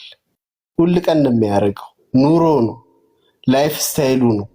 ዘይት መሸጥ ላይፍ ስታይሉ ነው። በቃ አሁን ይሄን ሰው ነው አንዳንድ ሰዎች እንደግፋለን የሚሉት ዘይት መሸጥን ላይፍ ስታይል ያደረገ ሰው። እንደ ንጉስ ዳዊት እኮ አንድ ቀን ቤርሳቤ ጋር የገባ ሰው ቢሆን ምንም አይደለም። ንስሐ ገብቶ ብዙዎች ተስተካክለው መንገዳቸውን ሊቀጥሉ ይችላል። ስለ አንድ ቀን ድርጊት አይደለም እያወራን ያለነው። ሰዎች በሞት አሁንም አስተዋጽኦ እያደረጉ ነው። ሰዎችን ማስፈራራት ስራቸው ነው። ቅድም ጀርሚም ሲናገር ነበር፣ ጂሚ ሲናገር ነበር። ከደሃ መንጠቅ ከሱ በኋላስ የመጡ ሰዎች ሐሰተኞች የምንላቸው የእሱን መንገድ የሚከተሉ አይደሉ እንዴ? ዘይት የሚሸጡ እኮ ብዙ ሰዎች የተወለዱት ከዛ በኋላ ነው። ሶሻል ሚዲያ ላይ የሚራገሙ ሰዎች በድፍረት የሚራገሙ ሰዎች ያየነው ከዚህ ጋር ተያይዞ ነው። ከነሱ ጋር ተያይዞ ነው የሐሰት ትንቢት ለማምጣት ምንም ልባቸው ላይ ምንም ፍርሃት የሌለ በልበ ሙሉነት የሐሰትን ከእግዚአብሔር ያልሰሙትን ነገር የሚያስተላልፉ ጨካኝ ሰዎች ያየነው እኮ ከነሱ በኋላ ነው። እሱን የሚከተሉ የሚቀበሉ ሰዎች እኮ ሐሳባቸው ራሱ በአቋራጭ መክበር ነው እንጂ ጌታን ማስከበር አይደለም። ለዚህ ዓላማ በስሙ የተጠሩትን ሰዎች በጸሎት ስም፣ በትንቢት ስም፣ አንዳንዶቹ ደግሞ ሴቶችን እንኳን አቢዩዝ በማድረግ ያልተገባ ነገር በማድረግ በዚህም ጭምር እኮ ተሳታፊ የሆኑ ሰዎች መወለድ የጀመሩት ከነዚህ ሰዎች ጀምሮ ነው። እነዚህ ሰዎች የሚደግፉ ሰዎች ጥቂት ጊዜ ቆም ብለው ማስተዋል አለባቸው። ለልጆቻቸው እንኳን ለነገ ያስቡ። እኛ እንኳን ጤነኛውን ጊዜም ቢሆን በትንሹ አይተነዋል። ጥሩ መንፈስ የሚባለውን መልካም መንፈስ የሚባለውን ተካፍለናል። ነገ የሚመጣው ትውልድ ነገ ልጄን የት ቸርች ነው ይዞ የሚሄደው? የት ሂድና አምልክ ነው የምለው? የት ሄደህ ጌታን ታገለግላለህ ነው የምለው? ጥያቄ ምልክት ውስጥ ነው የሚገባው። ስለዚህ ከዚህ ነገር ጋር መቆም እኔ እንጃ። ይሄ ነገር እውን ከሆነ ምን ማድረግ እንዳለብን ምን መወሰን እንዳለብን ራሱ በጣም ነው ግራ የሚገባኝ። ስለዚህ አቤላ እናንተ በጣም ብላችሁታል፣ ግን በጣም አዝኛለሁ ዛሬ። ያሳዝናል። ልክ ነህ። አሁን ራሱ ክርስትናው ራሱ ፕሮቴስታንትነቱ ራሱ በሁለት ነው የሚከፈለው። ጌታን ተቀበልኩ ሲል አንድ ሰው ቢፎር ቡሽሪ ነው አፍተር ቡሽሪ ነው የሚባለው። ቡሽሪ ከመምጣቱ በፊት ነው በኋላ ነው የሚባለው። እንግዲህ የቡሽሪ መንፈስ ነው አገሪቱ ላይ ሐሰተኛ ነቢያትን ያነቃቃው። ገንዘቡም ማቴሪያል ሽያጩም ዘይት ሽያጩም ከቡሽሪ አገልግሎት በኋላ ነው ምድሪቱን ያጥለቀለቀው። አዲስ ከደቡብ አፍሪካ ማይክን ክፈትና ሀሳብህን መስጠት ትችላለህ። ከዚህ ሀሳብ ጋር የተያያዘ አይመስለኝም። ሰሞኑን ይኸው ሐሰተኛ ነቢይ እዩ ጩፋ ሳውዝ አፍሪካ መጣለው እያለ ማስታወቂያ እየሰራ ነው። እሱ የሚሄድባት ኬፕታውን የምትባለዋን ከተማ ላይ ወደ 6 የሚጠጉ አብያተ ክርስቲያናቶች አሉ። የትኛውም አብያተ ክርስቲያናት አልጠራችሁ። ነገር ግን ጥቁሮችን ነጮች የሚያመልኩበትን የሌላ ሀገር ዜጋ አዳራሽ በመከራየት የትኛውም ቸርች ሳይጋብዘው ደቡብ አፍሪካ ያሉትን አማኞችን ለመበዝበዝ እና ገንዘባቸውን ኪሳቸውን ለማውለቅ ይሄው ሐሰተኛ ነቢይ ገምቶ አዳሪ እዩ ጩፋ የተባለ ግለሰብ ወደ ደቡብ አፍሪካ ለመሄድ ማስታወቂያ እየሰራ ይገኛል እና በደቡብ አፍሪካ ያላችሁ ወንጌላውያን አማኞች የእግዚአብሔር ወገን መሆናችሁን መጽሐፍ ቅዱስ ዋነኛ መመሪያ መሆኑን እግዚአብሔርን መፍራታችሁን የምታሳዩበት ጊዜ አሁን ነው።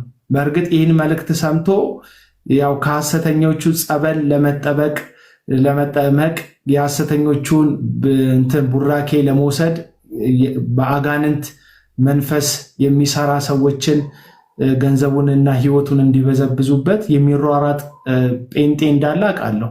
ነገር ግን የእውነት የእግዚአብሔር ሰዎች የሆናችሁ እግዚአብሔርን የምትፈሩ የለፋችሁበትን ጥሪት ማውለቅ የማትፈልጉት የሚመጡት የእናንተ ነፍስ ግድ ብሏቸው መዳናችሁ ወንጌል መስማታችሁ ጳውሎስ በመርከብ በእግሩ ከሽፍቶች ከወንበዴዎች ከመርከብ አደጋ እየተረፈ የተከላቸውን አብያተ ክርስቲያናት ለመጎብኘት በፍጹም ወንጌላዊ ቅንነት በፍጹም የወንጌል ፍቅር ከቦታ ቦታ እየተጓዘ ላያችሁ ናፍቃለሁ እስካያችሁ ድረስ እጓጓለሁ እያለ በፍጹም ከጌታ ከአምላኩ ከክርስቶስ ኢየሱስ ሽልማትን ለመቀበል እንደሚያገለግለው አይነት አገልግሎት አይደለም ይሄ ሰውዬ የሚያገለግለው አይደለም።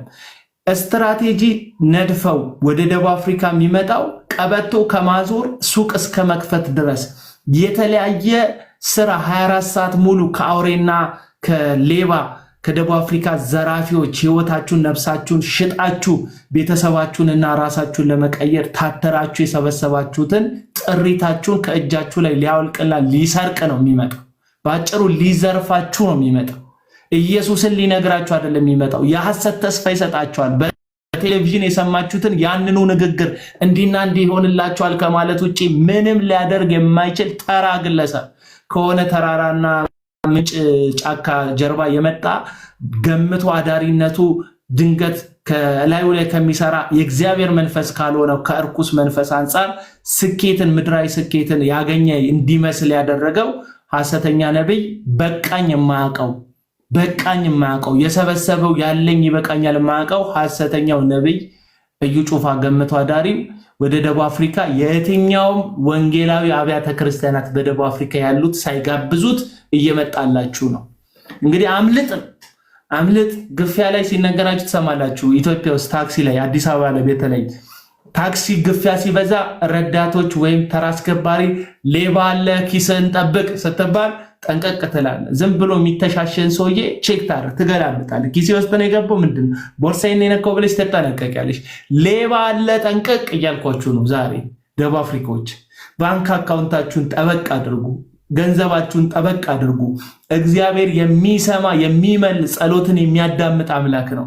መጽሐፍ ቅዱስ ያዕቆብ ምዕራፍ 5 ላይ የሚናገረው ኤልያስም እንደኛ ሰው ነበረ፣ በእምነት ጸለየ፣ ሰማያትን ቆለፈ። በእምነት ጸለየ፣ ሰማያት ተከፈተለት፣ አለቀ። በእምነት እግዚአብሔር ፊት ብትንበረከኩ እውነቴን ነው የምላችሁ እግዚአብሔር ጸሎታችሁን ይሰማል። በእዩ ጩፋ በኩል ሊረዳችሁ የሚመጣ እግዚአብሔር የለም። በየትኛውም ሐሰተኛ ነብይ በኩል ሊረዳችሁ ሊያግዛችሁ የሚመጣ እግዚአብሔር የለም። እግዚአብሔር ሐሰተኛ መጠቀሚያ የለውም። አይደለም እግዚአብሔር የዚህ ምድር መንግስታት ካሳተሙት ገንዘብ ውጪ በሐሰተኛ ኖት እንድትገበያዩ አይፈልጉም። እግዚአብሔር በሐሰተኛ ትንቢት እንድትገበያዩ እንድትበራረኩ አይፈልግም። እውነተኛውን መንፈስ ማግኘት ከፈለጋችሁ ወደ እግዚአብሔር ቃል ተመለሱ። አዲስ ከዚህ መልእክት ጋር የተያዘ ሀሳብ እንዳለ ተሰምቶ የሚያስገባው የተሰማ ሰላም ይብዛ። ላየውም ደስ ብሎኛል። አንድ ቀን አንዳንድ ነገሮችን ከኢትዮጵያ ቪዲዮ ተልኮብኝ ቤቴን ከፍቼ እያወራሁ ነበረ። ዛሬ ነው የመጀመሪያ ቀን ነው የገባሁት። አታውቀኝም አላውቅም። መጀመሪያ የነበረብኝ በአካውንት ነው አንተ የሚያውቀው። እውነቱን ቢያወራ ከዚህ በፊት አንተን በጣም ነው የሚቃወመው። በጣም በሳውዝ አፍሪካ አንተን በጣም ነው የሚቃወመው። በእግዚአብሔር ፊት ውሸት አያስፈልግም። አንተ ክርስቶስን ቀድማ የተቀበልክ ሰው ነህ። ሌሎቻችሁም እዚህ እኔ ቅርብ ጊዜ ነው ክርስቶስን ግል አዳኝ አድርጌ የተቀበልኩም እንደዚህ በዘመኑ አሁን ያሉ በነቢያቶች አገልጋዮች አይደለም። በስነ ስርዓት በወንጌል አማኞች በስነ ስርዓት ስለ ወንጌል ጠንቅቆ የሚያውቁ በቸርኪ በሸበጥ ክርስቶስን የሚሰብኩ አባቶች ናቸው ደህንነትን የሚያስተምሩኝ። ከእግዚአብሔር በታች ለነሱ ክብር ያስፈልጋቸዋል። በህይወትም አሉ ወደ ጌታ የተሰበሰቡም አሉ። መልካም ስራ ሰርቶ ማለት ነው።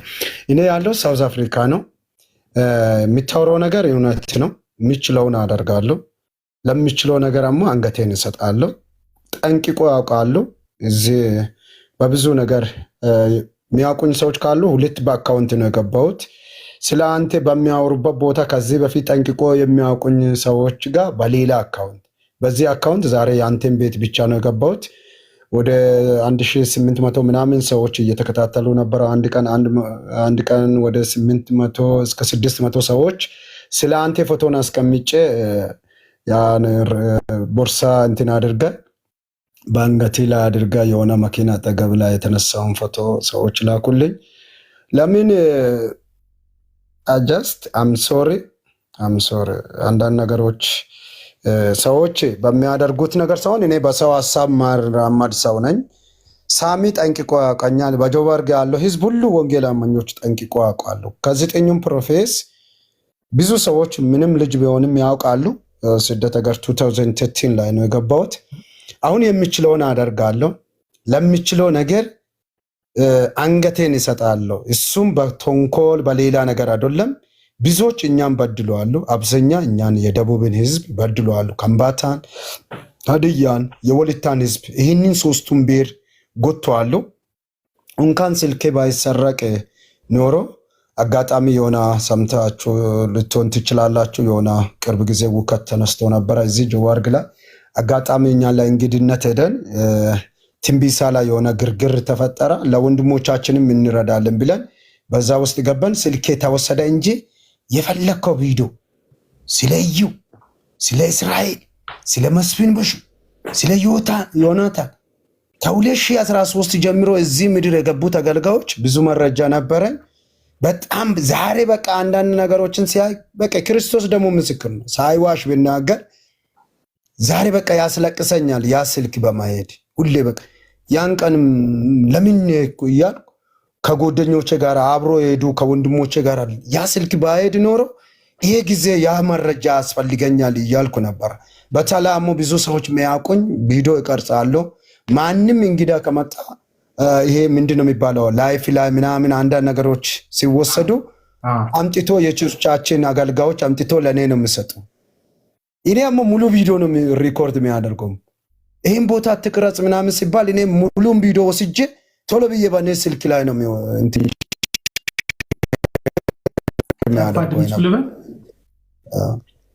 ስለዚህ አሁን በምታደርገው ነገር እኔ በጎን ያለው ይኸው በዚህ ሰዎች ፊት በአንተ ጎን ከእግዚአብሔር በታች ለሚቆሙ ሰዎች ቃል ልግባ ያለውን ነገር አደርጋለሁ። አሁን እኔ አውርቻለሁ። ከ3 ወር በፊት ጥንቁቅ ባሉ ብዬ አውርቻለሁ። ጥንቁቅ ማለት ራሳችሁ እያንዳንዳችሁ በሻታሾፕ አንተን የጠፋው አቤላ የኔ አይሰማ ድምጼ አይሰማ ይሰማል ያንተ።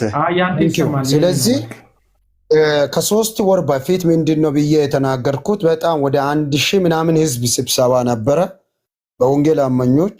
በዛ በወጣቶች መካከል ስለነበርኩ ጥያቄ ጠይቄ ነበረ። የሚታዘርፉን እናንተ፣ ዘይት እንዲሸጥ የምታደርጉት እናንተ፣ በፊት ለፊት ያላችሁት መሪዎች፣ አገልጋዮች፣ ነቢያት ነን የሚሉት 8-10 ዓመት በእናንተ ነው እኛ እንደዚህ ሊሆን የቻለ ነው። ከዚህ በኋላ እኛም ባለንበት ቸርች በወንጌል አማኞች በማንኛውም ቸርቾች ላይ ዘይት የሚሸጠው ከሆነ ማንኛውም ጨርቆች የሚሸጠው ከሆነ እኛ ወጣቶች ቆመ ማት ምንችልበት ጊዜ አይደለም። ከፈለጋችሁ እኔ ማስወገድ ትችላላችሁ። ይሄን የምታደርጉ ሰዎች ደግሞ ውስን ሰዎች ናቸው ብዬ አውርቻለሁ። ቪዲዮ አይቻለሁ። እዩም እየመጣ ነው፣ ሌሎችም እየመጡ ነው። እስቲ እናያለን። ከዚህ በፊት ተጠቅመዋለሁ፣ ከዚህ በኋላ አይጠቀሙንም። ምችለውን አደርጋለሁ። ማንንም የምፈራው ነገር አለ። ማንንም እነሱ እንኳን በፌክ ፓስፖርት ነው የሚመጡት። እኔ ለጋይ ወረቀት አለኝ። በሚችሉ በማንኛው ነገር መልስ ይሰጣቸዋል። ቪዲዮ ይቀርጻለሁ፣ በራሴ ስልኮች ቪዲዮ ይቀርጻለሁ። በሚጠቀመው በማንኛውም በቲክቶክ ለማናችሁም ሼር አደርጋለሁ። ይሄው ሲሙ እዚህ ሌቦ ነው የሚባለው ስሜ ጠንቅቃችሁ ታውቃላችሁ። በዘጠኙ ፍርናኬ፣ ፕሪቶራጅ፣ መሲና በየቦታ ሁላችሁም ታውቃላችሁ። ምንም የሚፈራችሁ ነገር የለም። ያዘረፋችሁት ዘመን ይበቃል። ከዚህ በኋላ እንኳን እኔ የተባልኩት ሌላ የሆነው ሌላ ስንት ነገር አለ። እንኳን መስፍን ባሹ ዮናታን አክሊሉ ራሱ 78 ወጣቶች ፊት ነው ይቅርታ የጠየቀ። ከፈለክ እዚህም ፌክ አካውንት ካለ ዮናታን አክሊሉ በደንብ ይስማ። ፍርናኬ ላይ ኢንተርናሽናል አቀፍ ቸርች ላይ ወጣቶችን ግሩፕ ላይ ነው እንትን ሪኮርድ አድርጌ ከጆባርግ መጥቼ ነው የፍርናኬ ወጣቶችን የሰበሰብኩት። ከጆባርግ መጥቼ በዛ ዮናታን አክሊሉ ይቅርታ የጠየቀኝ ባጠፋው ጥፋት። ስለዚህ እሱም እየመጣ ነው። ስለዚህ ለሱም ደግሞ እኛም ጠንቅቀን ጠብቀናል። ጠንቅቀን የምናደርገው ነገር ለማድረግ ዝግጁ ሆነናል። ይህም ስላችሁ ሌላ ነገር የለም፣ ጥላቻ የለንም። እስቲ ድሮ ያደረ እስቲ እሱም በመድረክ ላይ የሚያስቆመው ነገር ጋር ማለት ይፈልጋለሁ። ዮናታንም ይሁን መስፍን ባሹም ይሁን ወዘተ ማናቸውንም የሚሰሩ ከሆነ እኔ ከእናቴ ከአባቴ የለየኝ በሳውዝ አፍሪካ። ከዚህ በኋላ ወንድሞቼ ዝም ብዬ የሚያይበት ጊዜ አይደለም። እግዚአብሔር በብዙ ነገር ቀጥቶኛል። ይሄ በቃ የሆነ ነገር እንትን እየሆነ ዝም ማለት እንኳን ሰዎች አይደለም ያነሳሱኝ። ይህን ልጅ ለምንድን ነው እንደዚህ የሆነው እያልኩ አንተም ብቻ አይደለም ብዙዎች የተቃወምኩ ነበር። አምሶሪ ባለፈው ብዙ ሰው እየሰማ እኔ እኮ 4 ዓመት 3 ዓመት ይህንን ልጅ የሚቃወም ነው። ይሄ እኮ ወንድሜ ነው፣ አጥንቴ ነው። ከልጆቹን የለዩትን ከሚስቱ የለዩትን ሰዎችን እኔ ፎቶን ይፈልጋለሁ። በሚችለው ነገር እኛ ራሳችንን የምንችለውን ነገር እናደርጋለን። እንደዚህ ያሉት ሰዎች ጋር ትብብር አናደርግም ብዬ ነው ቤቴን ከፍቼ ፎቶዬን አስቀምጬ ያወራሁት። ልክ በዛ ቀን የነበሩ መዓት ወንድሞችና እህቶቼ ከብቶ አዲሱ እንኳን ደስ አልክ ተለቋል ምናምን ብሎ ነገሩን። ደስ አለኝ። አሁንም የሚለው እግዚአብሔር ካንተ ጋር ይሁን። በሚያስፈልገው በማንኛውም በሀሳቢያውን ቪዲዮ ሼር አደርጋለሁ።